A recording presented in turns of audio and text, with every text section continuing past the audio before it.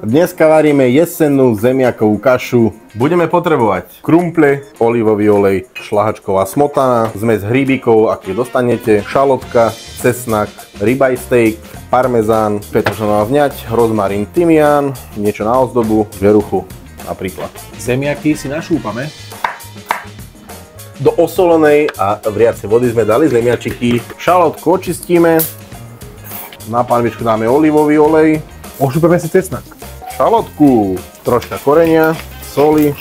Takto restovanú šalotku si dáme z ohňa preč. Ideme si krájať hríbiky, začíname hlivou ústricovou.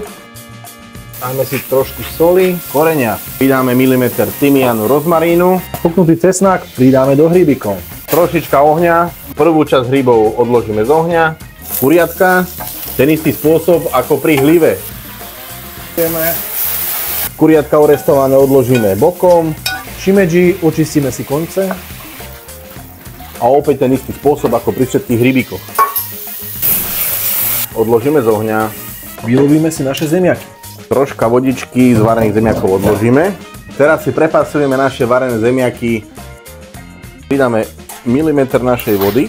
Šľahačkovú smotanu si pridáme na panvicu. Smotanku prehrejeme a pridali sme korenie a troška soli. Pridáme ešte peknú porciu masla. Smotanu.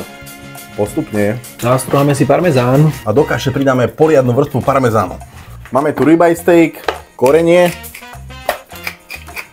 Na veľmi rozohriatú pánvicu pridáme náš ribeye. Steak po 2 minútkach prevrátime. Po ďalších 2 minútach pridáme bylinky, rozmarín a tymián. Dáme si cesnačik, pridáme maslo, zatiahneme ohňom, poriadne soli. Steak vyberieme.